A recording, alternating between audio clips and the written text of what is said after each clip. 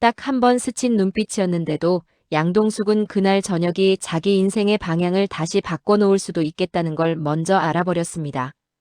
사람 마음이 꼭 낯선 사람 앞에서만 흔들리는 건 아니더라고요.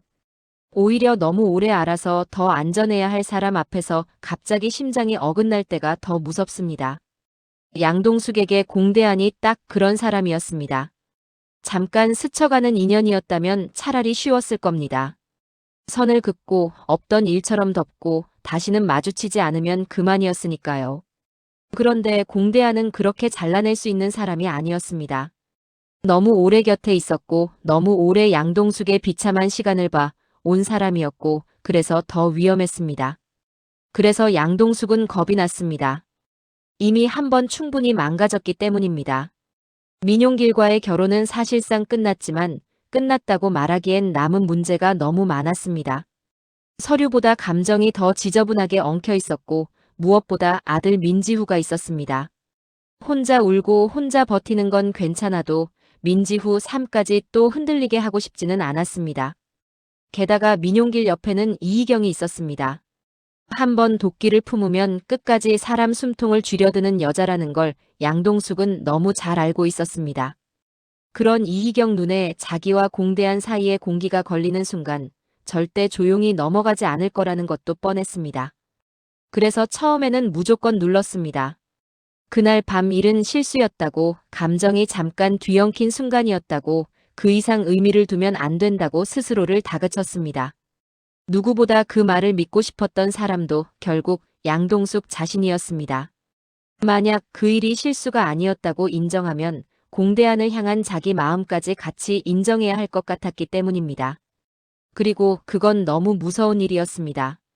겨우 다시 선 자리에서 또다시 감정 때문에 삶이 흐트러지는 건 견딜 자신이 없었습니다.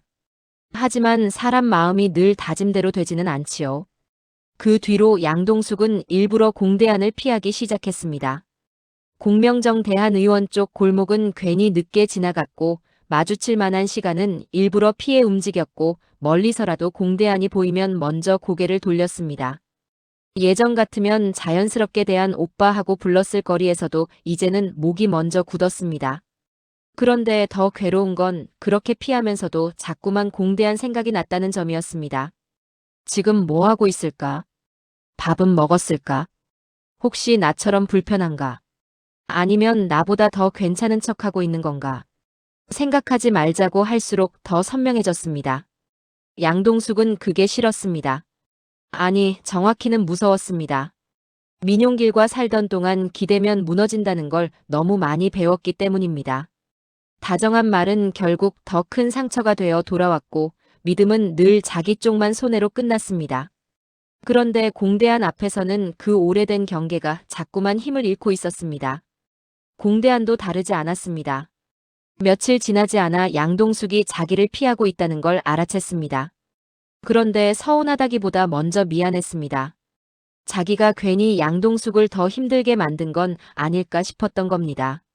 원래도 공대안은 자기 감정을 앞세우는 사람이 아니었습니다.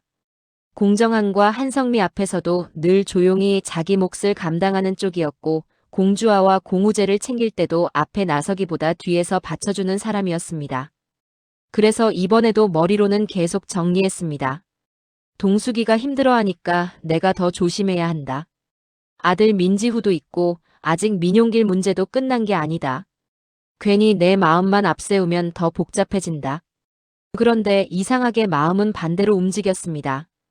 양동숙이 괜찮은 척할수록 더 걱정됐고 누가 또 상처 줄까봐 더 신경 쓰였고 하루 종일 못 봤다가 우연히 마주치기만 해도 가슴이 먼저 내려앉았습니다.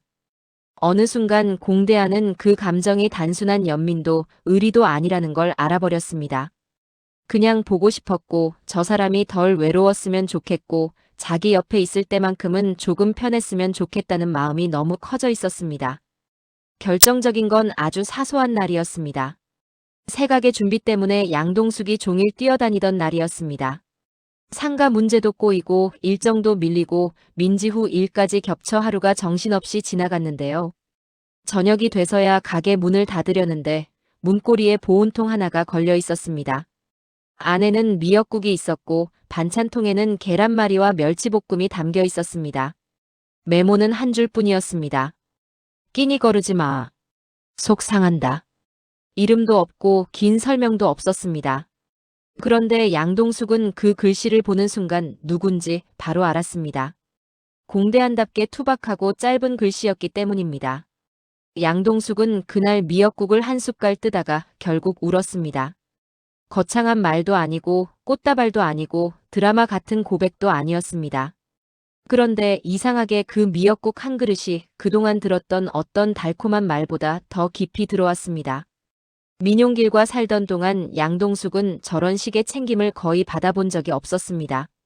민용길은 늘 자기 기분과 체면이 먼저였고 양동숙이 지쳤는지 밥은 먹었는지 잠은 잤는지는 늘 뒷순이었습니다. 그런데 공대하는 묻지도 않고 미역국을 두고 가는 사람이었습니다. 그 차이가 너무 선명해서 양동숙은 더 흔들렸습니다. 며칠 뒤 비가 억수같이 쏟아지던 저녁이었습니다. 양동숙은 새가게 앞 처마 밑에서 비가 그치기만 기다리고 있었습니다. 우산도 없고 택시도 안 잡히고 하루 종일 눌러둔 피로가 한꺼번에 몰려오던 시간이었지요. 그때 공대한이 우산을 들고 나타났습니다. 연락한 적도 약속한 적도 없었습니다. 그래서 양동숙은 더 당황했습니다. 어떻게 여기 있는 줄 알았어? 그냥 있을 것 같았어. 그 한마디가 이상하게 더 크게 흔들었습니다. 누군가가 내 곤란한 시간을 짐작하고 내가 있을 법한 자리를 떠올려 찾아와 준다는 게 생각보다 훨씬 큰 일이었거든요. 그래서 양동숙은 오히려 더 차갑게 굴었습니다. 왜 왔어? 비 오잖아. 비 오면 다 찾아와. 다 안 가지. 그럼 왜 나한테 왔는데? 양동숙이니까. 짧은 대답인데도 숨이 턱 막혔습니다.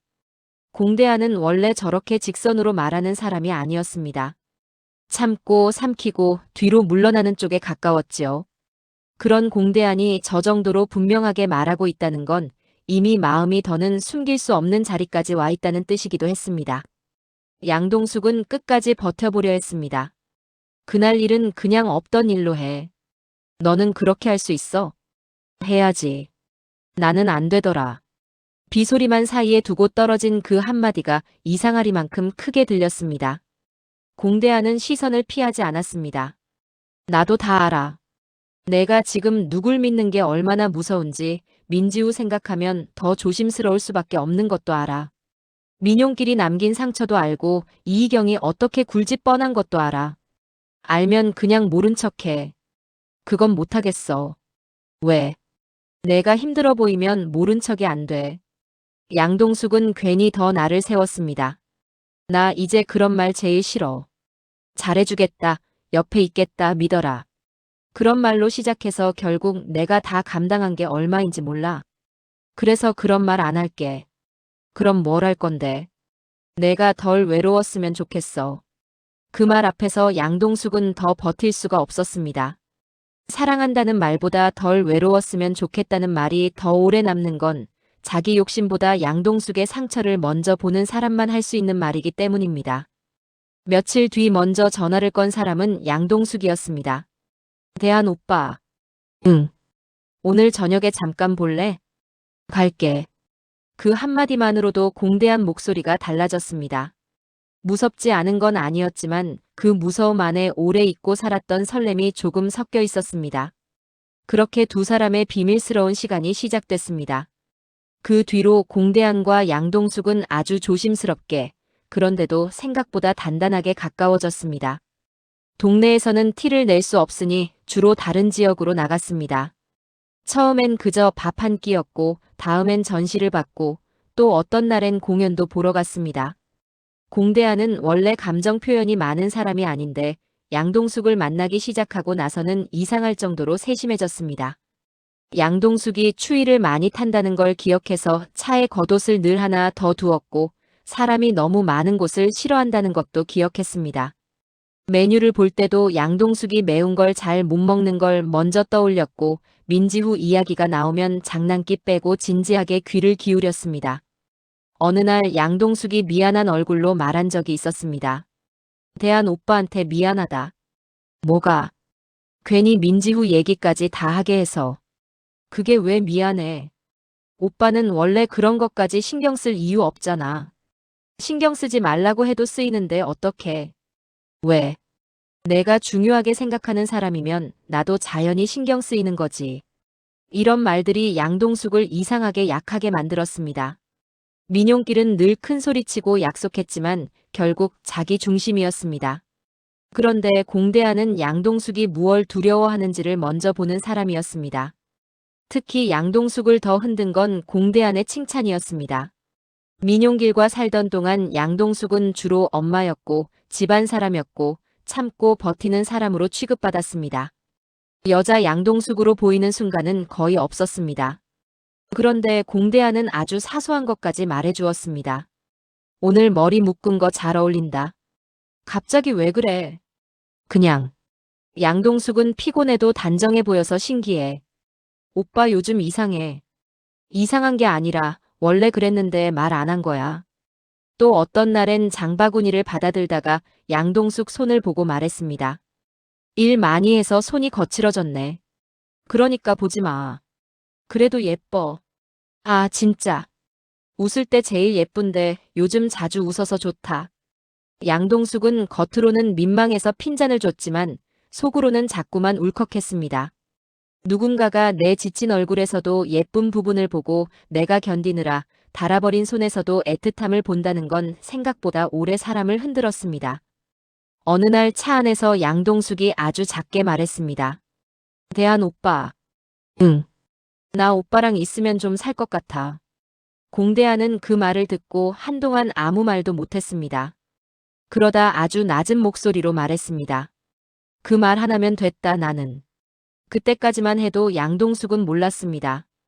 그 조용한 행복이 그렇게 빨리 들킬 줄은요. 문제의 날은 공연을 보고 늦은 저녁을 먹으러 간 식당에서 시작됐습니다. 둘 다 오랜만에 표정이 편안했습니다. 양동숙은 공연이 생각보다 좋았는지 얼굴이 밝아져 있었고 공대하는 그런 얼굴만 봐도 기분이 풀렸습니다. 음식이 나오기 전까지 두 사람은 민지후 이야기, 새각의 이야기, 공주아와 공우제 이야기를 나누며 웃고 있었습니다. 나 오늘 진짜 사람답게 논다. 앞으로 더 많이 놀아야지. 대한 오빠 돈 많아? 없어도 쓸 때는 있지. 쓸 때가 나야? 요즘은 그렇지. 바로 그 순간 식당 문이 열렸고 안으로 들어온 사람이 하필 민용길과 이희경이었습니다. 처음에는 네 사람 모두 말이 없어졌습니다. 양동숙은 심장이 철렁 내려앉았고 공대하는 본능적으로 자세가 굳었습니다. 민용길은 한 발자국을 더 못 떼고 멈췄고 이희경은 논란보다 먼저 자극받은 얼굴을 했습니다. 가장 먼저 움직인 건 이희경이었습니다. 지금 뭐예요 이거? 양동숙은 젓가락을 내려놓고 천천히 고개를 들었습니다. 보면 모르겠어? 뒤따라온 민용길도 얼굴을 굳힌 채 말했습니다. 양동숙, 너 지금 이게 말이 되냐? 그 말이 너무 기가 막혀서 양동숙은 오히려 헛웃음이 났습니다. 그 말은 내가 할 말 아니지. 그래도 이건 아니잖아. 뭐가 아닌데. 아직 정리도 다 안 됐는데. 정리 안 되게 만든 사람이 누구인데? 민용길은 순간 말을 잇지 못했습니다. 자기 잘못은 상황 탓으로 넘기면서 양동숙 감정은 여전히 자기 손안에 있는 것처럼 여기는 버릇이 그대로 드러난 순간이었습니다. 이희경은 곧바로 공대한 쪽을 향해 쏘아붙였습니다. 공대한 씨도 참 웃기네요. 아직 이혼도 다 안 끝난 사람하고 이렇게 다니는 게 떳떳해요. 끝까지 참아보려던 공대한 표정이 그때 완전히 바뀌었습니다.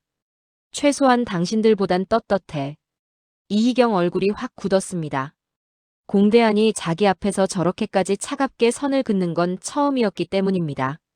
그때 민용길이 괜히 목소리를 낮춰 말했습니다. 아무리 그래도 양동숙은 아직 내 아내야. 그 말에 양동숙이 차갑게 웃었습니다. 내 아내라면서 버렸어?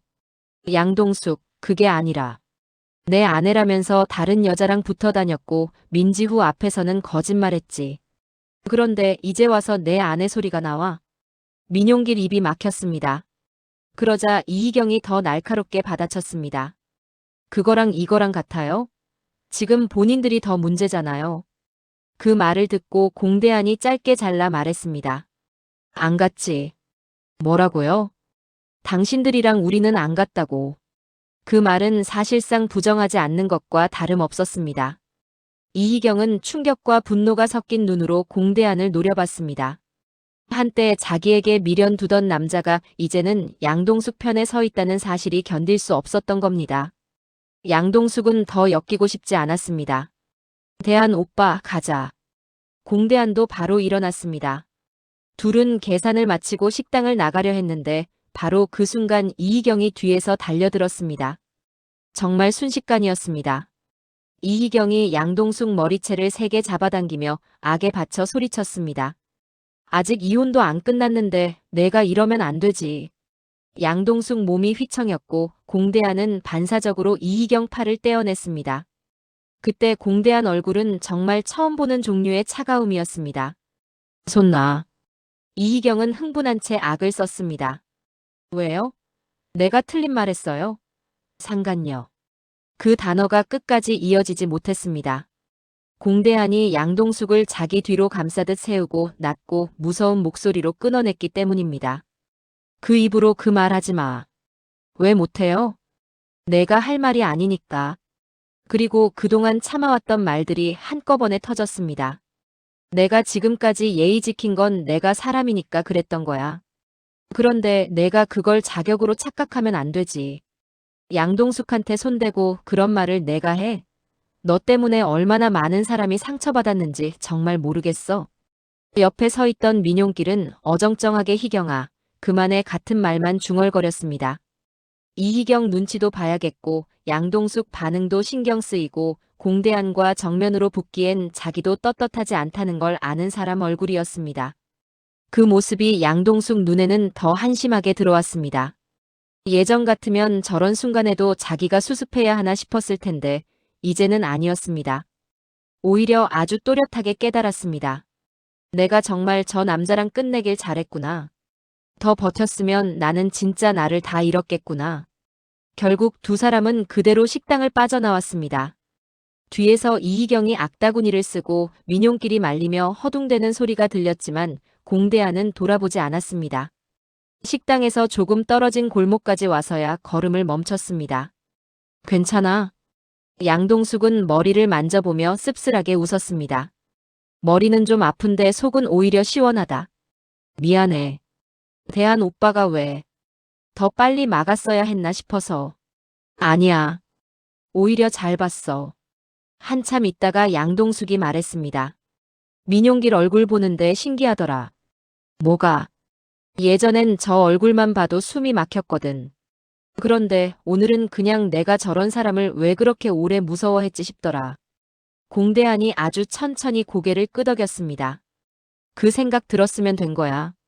그 말이 너무 따뜻해서 양동숙은 순간 또 울컥했습니다. 그리고 그 자리에서 바로 휴대폰을 꺼내 민용길에게 문자를 보냈습니다. 오늘 일 민지후한테 입 밖에 내는 순간 당신이 다른 여자랑 살겠다고 우리 버린 것부터 내가 다 말할 거야. 답장은 금방 왔습니다. 민지후한텐 말 안 해. 그 한 줄에 양동숙은 오히려 더 허무해졌습니다. 끝까지 아이 마음이 아니라 자기 체면부터 생각하는 사람이라는 게 너무 선명했기 때문입니다. 그날 밤 가장 크게 흔들린 사람은 민용길보다 이희경이었습니다. 민용길은 오늘 일을 어떻게 덮을지만 계산하고 있었지만 이희경은 달랐습니다. 공대한이 자기를 향해서가 아니라 양동숙 때문에 그렇게까지 화를 냈다는 사실, 그리고 그 눈빛이 너무 분명했다는 사실이 이희경 자존심을 완전히 부숴버렸습니다. 결국 이희경은 밤늦게 나선혜를 찾아갔습니다.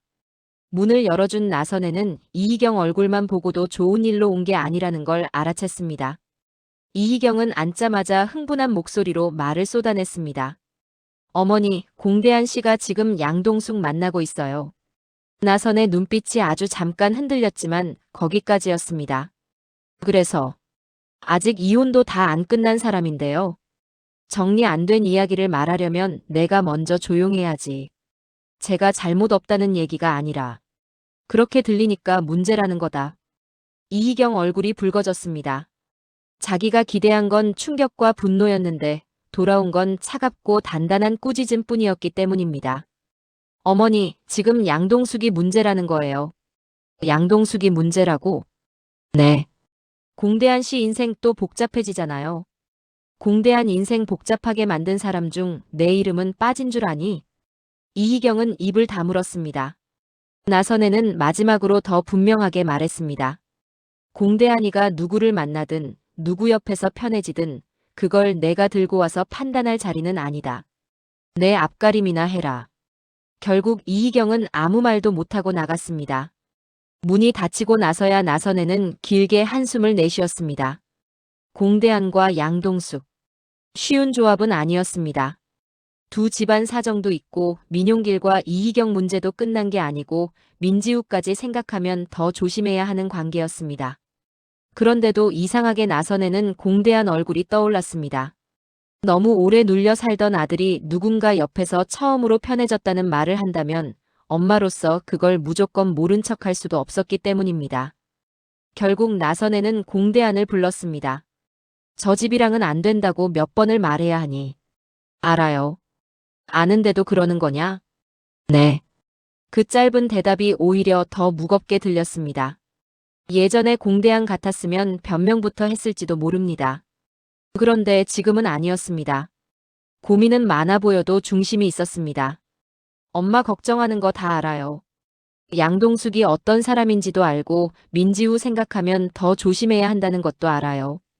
알면서 왜? 근데요, 저 지금 처음으로 좀 제자리 찾은 기분이에요. 나선혜는 말없이 아들을 바라봤습니다. 공대하는 시선을 피하지 않고 말했습니다. 복잡한 건 맞아요. 쉬운 길 아닌 것도 알고요. 그런데 편해요. 양동숙 옆에 있으면 제가 그냥 저 같아요. 그 말이 나선의 마음을 더 무겁게 만들었습니다. 엄마는 늘 자식이 덜 상처받는 길, 덜 욕먹는 길을 골랐으면 하는 법이지만 자식 얼굴이 저렇게 오랜만에 편안해 보이면 쉽게 꺾기도 어렵습니다. 특히 공대하는 너무 오래 자기 감정을 뒤로 밀어놓고 산 아이였습니다. 그래서 나선혜는 결국 현실적인 말만 남겼습니다. 행복하다고 다 되는 건 아니다. 알아요. 그럼 너 똑바로 해라. 누가 덜 다칠지, 어디까지 감당할지 너부터 더 많이 생각해야 한다. 네, 엄마. 그 시간 양동숙도 집에서 민지후 방 앞에 한참 서 있었습니다. 아이는 아직 모르는 게 많습니다. 모르는 게 나은 것도 있고 언젠가는 알아야 할 것도 있겠지요. 양동숙은 문고리를 잡은 채 오래 생각했습니다. 내가 정말 다시 누군가를 좋아해도 되나? 민지후에게 미안한 일은 아닐까? 내가 행복해지려는 순간 또 누가 이걸 깨버리진 않을까? 그런데도 이상하게 이번만큼은 자기 마음을 죄처럼 여기고 싶지 않았습니다. 민용길 같은 사람과의 질긴 과거보다 공대한 같은 사람과의 조용한 미래를 떠올리는 내가 그렇게 잘못된 사람 같지는 않았기 때문입니다. 하지만 문제는 거기서 끝나지 않았습니다. 며칠 뒤 양동숙이 준비하던 가게 쪽 서류가 이상하게 꼬이기 시작했습니다. 이미 얘기 끝난 줄 알았던 조건이 갑자기 바뀌고 건물주 쪽에서 못 보던 말을 꺼내고 처음 듣는 비용이 붙기 시작했습니다. 양동숙은 처음엔 단순히 일이 꼬인 줄 알았습니다. 그런데 공대하는 서류를 보다가 표정이 달라졌습니다. 왜 그래? 좀 이상해서. 뭐가? 말 바뀌는 속도가 너무 빨라. 공대하는 이게 단순한 문제가 아닐 수도 있다고 느꼈습니다. 누군가 중간에서 일부러 흐름을 건드리는 것 같은 느낌이 있었기 때문입니다. 더 묘한 건 그 과정에 태안그룹 유통 라인과 연결된 이름이 끼어 있다는 점이었습니다. 황보혜수가 패션 사업부를 정리하려고 양현빈을 더 전면에 세운 뒤부터 태안그룹 안팎이 조금씩 흔들리고 있고 공주아 쪽도 그 여파를 아예 모르고 있지는 않았습니다. 공대하는 그 연결고리가 우연인지 아닌지 아직 확신할 수 없었지만 적어도 양동숙 일이 단순한 질투 싸움 선에서만 끝나지 않을 수 있다는 느낌은 분명히 들었습니다. 그래서 이번에는 혼자 넘기지 않았습니다. 공정한에게 의견을 구했고 한성미에게도 서류 흐름을 봐달라고 부탁했습니다. 한성미는 이야기를 듣자마자 표정이 바뀌었습니다. 감정 싸움은 시끄럽고 끝나지만 돈줄이 움직이면 얘기가 달라진다. 그 말이 의미하는 바를 공대한도 알고 있었습니다. 양동숙을 향한 방해가 단순히 민용길, 이희경 차원에만 머물지 않을 수 있다는 뜻이었으니까요. 하지만 아직은 양동숙에게 다 말하지 않았습니다. 괜히 겁부터 주고 싶지 않았고 무엇보다 이번에는 자기가 먼저 막아보고 싶었습니다. 그렇게 네 사람의 감정은 완전히 갈라지기 시작했습니다. 민용길은 자기가 버린 것들이 다른 곳에서 다시 살아나는 걸 보고 불안해했고, 이희경은 자기가 쥐고 흔들 수 있다고 믿었던 관계가 자기 손에서 빠져나가는 걸 견디지 못했습니다. 반대로 공대한과 양동숙은 늦게 시작된 감정이지만 그 방해를 지나고 나서야 오히려 더 또렷해졌습니다. 누가 더럽게 굴수록, 누가 소란을 피울수록 오히려 자기들 마음이 얼마나 진짜인지 더 분명해졌던 겁니다. 양동숙은 더 이상 사랑받는 일을 미안해하고 싶지 않았고, 공대한도 더 이상 자기 마음을 숨기지 않으려 했습니다. 그래서 아이러니하게도 두 사람의 관계는 가장 조용한 순간이 아니라 가장 추하고 시끄러운 방해를 지나고 나서야 비로소 진짜 얼굴을 갖게 되었는데요. 문제는 이제부터였습니다. 이희경은 절대 여기서 멈출 사람이 아니고, 민용길은 끝까지 우왕좌왕하면서도 자기 체면을 위해 더 비겁해질 가능성이 큽니다. 양동숙 가게 문제 뒤에 누가 있는지도 아직 분명하지 않고, 그 손이 태안그룹 쪽 이해관계까지 건드린다면 공주와 양현빈, 심지어 황보혜수 라인까지 전혀 다른 갈등으로 번질 수도 있습니다. 하지만 한 가지는 분명해졌습니다. 이번에는 양동숙이 예전처럼 혼자 무너지지 않을 거라는 것. 그리고 공대한이 이번에는 끝까지 자기 마음을 숨기지 않을 거라는 것 말입니다. 그러니 다음 이야기가 더 위험한 이유도 여기에 있습니다. 이제는 단순히 누가 누구를 좋아하느냐의 문제가 아니거든요.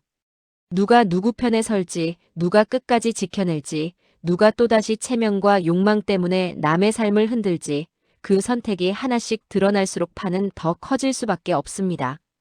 그런데도 이상하게 기대하게 되는 건 공대한과 양동숙이 이제 겨우 서로에게 기대는 법을 배우기 시작했다는 점입니다. 너무 늦게 만난 사람들 같지만 어쩌면 그래서 더 단단할 수도 있겠지요. 너무 많은 상처를 지나온 사람들은 함부로 말하지 않지만 한번 마음을 정하면 쉽게 놓지 않으니까요. 그리고 그 늦은 사랑이 정말 두 사람을 살릴지 아니면 더 큰 폭풍 한가운데로 밀어넣을지는 이제부터가 진짜 시작이었습니다.